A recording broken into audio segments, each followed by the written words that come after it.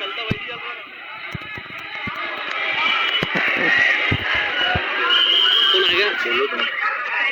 ये एनआरसी का आप देख रहे हैं, यहाँ पे एनआरसी और सीएबी के विरोध में यहाँ पे जो रैली है अकोला शहर में वो आ रही है यहाँ पे, और इस रैली में बुजुर्ग, बच्चे और बड़े सभी शामिल है, और हजारों की नहीं लाखों की संख्या में लोग यहाँ पे आप देख सकते हैं इस रैली को, संवर्धन अकोला महाराष्ट्र के अंदर। और ये शेयर करना आपके लिए बहुत जरूरी है। अगर आप इसको शेयर नहीं करते, लोगों तक नहीं पहुंचाते हैं, तो ये लोगों का रैली निकालकर और इनका मैसेज आप लोगों तक नहीं पहुंचाते हैं, तो आप इसके अंदर गुनाहगार कहलाएंगे। ये लोगों की बात पहुंचाइए, आप शेयर कीजिए उसको।